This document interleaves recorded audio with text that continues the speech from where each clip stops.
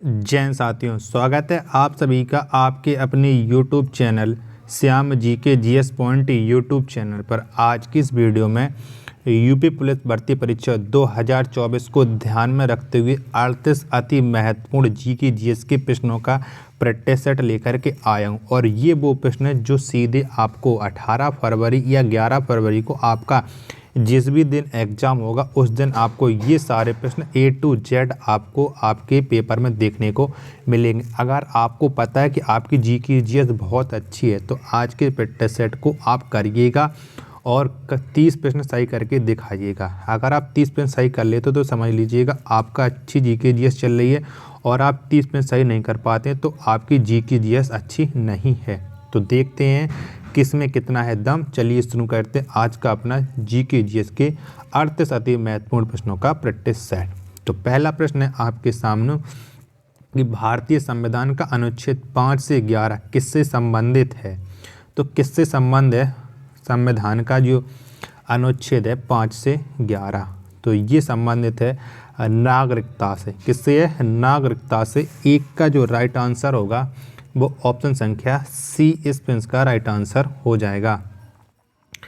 प्रश्न संख्या 2 है आपके सामने कि सागा दावा उत्सव किस राज्य में मनाया जाता है। तो कौन से राज्य में मनाया जाता है सागा दावा उत्सव? तो ये भारत के सिक्किम राज्य में मनाया जाता है। 2 का आंसर ऑप्शन संख्या ए इस प्रश्न का राइट आंसर हो जाएगा। प्रश्न संख्या 3 है आपके सामने कि भारतीय लोक सेवा दिवस कब मनाया जाता है। तो कब मनाया जाता है? तो भारतीय लोक सेवा दिवस ये प्रतिवर्ष 21 अप्रैल को, कब 21 अप्रैल को मनाया जाता है। तो 3 का जो आंसर होगा वो ऑप्शन संख्या बी इस प्रश्न का राइट आंसर हो जाएगा। प्रश्न संख्या 4 है आपके सामने कि क्रोमियम का परमाणु क्रमांक कितना होता है। तो कितना होता है? तो क्रोमियम का जो परमाणु क्रमांक होता है वो 24 होता है। कितना? 24 होता है। तो 4 का जो राइट आंसर होगा वो ऑप्शन नंबर डी इस प्रश्न का राइट आंसर हो जाएगा। प्रश्न संख्या 5 है आपके सामने कि हर्षवर्धन किस वंश से संबंधित था, यानी कौन से वंश से संबंध रखता था हर्षवर्धन। तो हर्षवर्धन ये संबंध था पुष्यभूति वंश से। किससे? पुष्यभूति वंश से। तो 5 का जो राइट आंसर होगा वो ऑप्शन नंबर बी इस प्रश्न का राइट आंसर हो जाएगा। प्रश्न संख्या 6 आपके सामने कि गोतीपुआ किस राज्य का लोक नृत्य है। तो ये कौन से राज्य का लोक नृत्य है गोतीपुआ? तो ये है उड़ीसा का। किसका है? उड़ीसा का राज्य नृत्य है। तो 6 का राइट आंसर हो जाएगा ऑप्शन संख्या ए। प्रश्न संख्या 7 है आपके सामने कि कालबेलिया नृत्य शैली किस राज्य से संबंधित है। तो कौन से राज्य से संबंध रखती है ये कालबेलिया नृत्य शैली? तो इसका संबंध है राजस्थान से। किससे है? राजस्थान से। तो 7 का जो राइट आंसर होगा वो ऑप्शन नंबर बी इस प्रश्न का राइट आंसर हो जाएगा। प्रश्न संख्या 8 है आपके सामने कि ड्रीम्स फॉर माई फादर किसकी आत्मकथा है। तो ये किसकी आत्मकथा है? Dreams for my father. तो ये आत्मकथा है बराक ओबामा की। किसकी है? बराक ओबामा की। 8 का जो राइट आंसर होगा वो ऑप्शन नंबर बी इस प्रश्न का राइट आंसर हो जाएगा। प्रश्न संख्या 9 है आपके सामने कि मलाला यूसुफजई को किस वर्ष शांति का नोबेल पुरस्कार दिया गया था। तो कब मिला था मलाला यूसुफजई को शांति का नोबेल पुरस्कार? ये आपको बताना है। तो इन्हें ये नोबेल पुरस्कार मिला था 2014 में। कब? 2014 में। 9 का आंसर ऑप्शन संख्या सी इस प्रश्न का राइट आंसर हो जाएगा। प्रश्न संख्या 10 है आपके सामने कि अकबरनामा कितनी पुस्तकों में विभाजित है। तो कितने विभाजित है? तो अकबरनामा ये 3 पुस्तकों में विभाजित है। 10 का आंसर ऑप्शन संख्या सी इस प्रश्न का राइट आंसर हो जाएगा। प्रश्न संख्या 11 है आपके सामने ग्रैमी पुरस्कार जीतने वाली पहली भारतीय महिला कौन है। तो कौन है? तो ग्रैमी पुरस्कार जीतने वाली जो पहली भारतीय महिला है वो है तन्वी सहाय। कौन है? तन्वी सहाय। 11 का आंसर ऑप्शन संख्या ए इस प्रश्न का राइट आंसर हो जाएगा। प्रश्न संख्या 12 है आपके सामने की ट्रेन टू पाकिस्तान पुस्तक के लेखक कौन है। तो कौन है इस पुस्तक के लेखक ट्रेन टू पाकिस्तान। तो इसके लेखक हैं खुशवंत सिंह। कौन है? खुशवंत सिंह है। तो 12 का जो राइट आंसर होगा वो ऑप्शन नंबर बी इसका राइट आंसर हो जाएगा। प्रश्न संख्या 13 है आपके सामने कि हुसोरी किस राज्य का प्रचलित नृत्य है। तो ये कौन से राज्य का प्रचलित नृत्य है हुसोरी। तो हुसोरी है असम का। किसका है? असम का है। तो 13 का आंसर ऑप्शन संख्या ए इसका राइट आंसर हो जाएगा। प्रश्न संख्या 14 है आपके सामने कि पालक में कौन सा अम्ल पाया जाता है। तो कौन सा अम्ल पाया जाता है। तो पालक में ऑक्सैलिक अम्ल पाया जाता है। 14 का आंसर ऑप्शन संख्या बी इसका राइट आंसर हो जाएगा। प्रश्न संख्या 15 है आपके सामने कि बीदर किला किस राज्य में स्थित है। तो कौन से राज्य में बीदर किला ये आपको बताना है। तो जो बीदर का किला है ये है कर्नाटक राज्य में। किसमें? कर्नाटक राज्य में। 15 का आंसर ऑप्शन संख्या बी इसका राइट आंसर हो जाएगा। प्रश्न संख्या 16 है आपके सामने कि पंडित राम नारायण का संबंध किस वाद्य यंत्र से है। तो कौन से वाद्य यंत्र से संबंध है पंडित राम नारायण का। तो इनका जो संबंध है वो है सारंगी से। किससे? सारंगी से है। तो प्रश्न संख्या 16 का राइट आंसर हो जाएगा ऑप्शन संख्या बी। प्रश्न संख्या 17 है आपके सामने की सीमा सड़क संगठन की स्थापना किस वर्ष हुई थी। तो कब स्थापना हुई थी BRO की। तो इसकी स्थापना हुई थी 1960 में। कब? 1960 में। तो 17 का जो राइट आंसर होगा वो ऑप्शन नंबर बी इसका राइट आंसर हो जाएगा। प्रश्न संख्या 18 है आपके सामने कि भारतीय लोक सेवा में भर्ती होने वाले प्रथम भारतीय कौन थे। तो कौन थे? तो भारतीय लोक सेवा में भर्ती होने वाले जो प्रथम भारतीय थे वे थे सत्येंद्र नाथ टैगोर। कौन थे? सत्येंद्र नाथ टैगोर। 18 का आंसर ऑप्शन नंबर बी इसका राइट आंसर हो जाएगा। प्रश्न संख्या 19 है आपके सामने कि निशागंधी उत्सव किस राज्य में मनाया जाता है। तो कौन से राज्य में मनाया जाता है। तो जो निशागंधी उत्सव है ये भारत के केरल राज्य में मनाया जाता है। 20 का आंसर ऑप्शन संख्या डी इसका राइट आंसर हो जाएगा।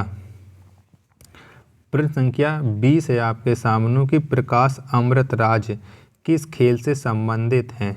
तो कौन से खेल से संबंध रखते हैं प्रकाश अमृत राज। तो इनका जो संबंध है वो है टेनिस से।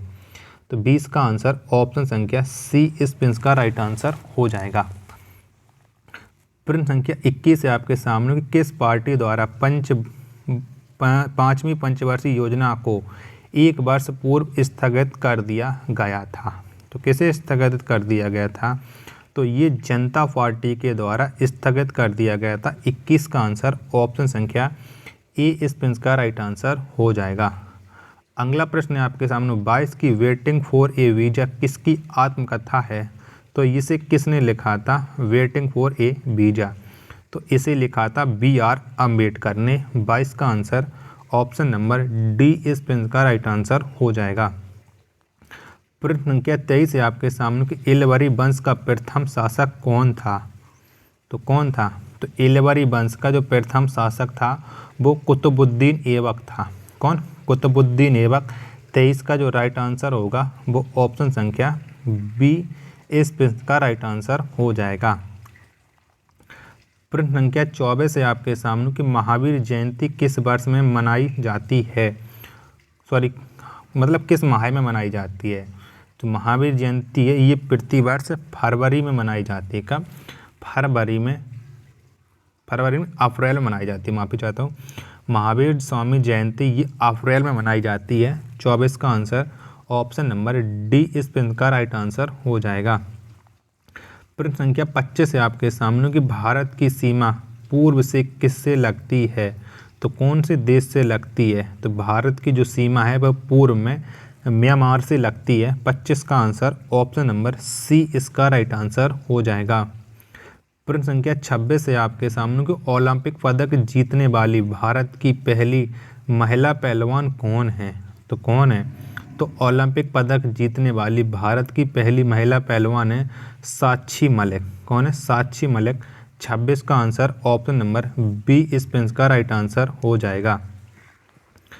प्रश्न संख्या 27 है आपके सामने कि व्यापकता के सिद्धांत का प्रतिपादन किसने किया था? तो किसने किया था? तो व्यापकता के सिद्धांत का जो प्रतिपादन किया था वो लॉर्ड डलहौजी ने किया था। किसने? लॉर्ड डलहौजी ने। 27 का आंसर ऑप्शन नंबर सी स्पेंस का राइट आंसर हो जाएगा। प्रश्न संख्या 28 है आपके सामने कि एहोल किसकी राजधानी थी? तो किसकी राजधानी थी एहोल? तो एहोल ये चालुक्यों की राजधानी थी। 28 का answer option number A Spence का राइट आंसर हो जाएगा। प्रश्न संख्या 29 है आपके सामने कि हुली बेस किस राज्य का प्रचलित लोक नृत्य है? तो ये कौन से राज्य का लोक नृत्य है हुली बेस? तो ये है कर्नाटक का लोक नृत्य। 29 का आंसर ऑप्शन संख्या ए स्पेंस का राइट आंसर हो जाएगा। प्रश्न संख्या 30 है आपके सामने कि भारत में बाल विवाह निषेध अधिनियम किस वर्ष पारित किया गया था? तो कब पारित किया गया था? तो भारत में जो बाल विवाह निषेध अधिनियम है ये पारित किया गया था 1929 में। कब?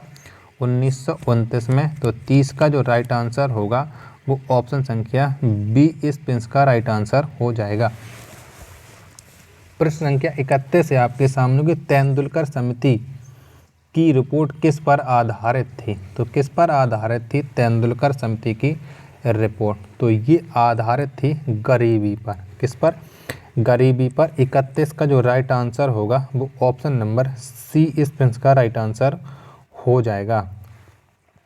अगला प्रश्न प्रश्न संख्या 32 है आपके सामने कि भारतीय संविधान का कौन सा अनुच्छेद कानूनों के समान संरक्षण और कानून के समक्ष समानता प्रदान करता है? तो ये कौन सा अनुच्छेद करता है? तो ये अनुच्छेद करता है अनुच्छेद 14 जो ऑप्शन संख्या डी में है। तो डी स्पेंस का राइट आंसर हो जाएगा।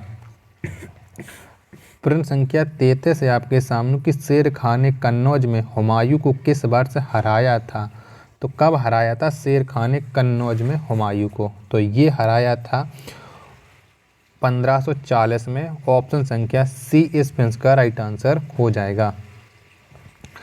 प्रश्न संख्या 34 है आपके सामने कि फ्रीडम इन एक्साइल किसकी आत्मकथा है? तो ये किसकी आत्मकथा है? तो फ्रीडम इन एक्साइल ये आत्मकथा है दलाई लामा की। किसकी है?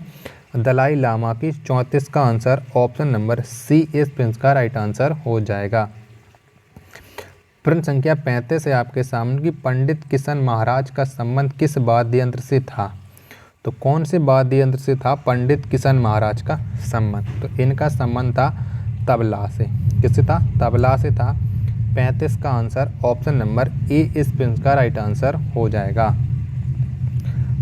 प्रश्न संख्या 36 है आपके सामने कि हाइड्रोजन का परमाणु द्रव्यमान कितना होता है?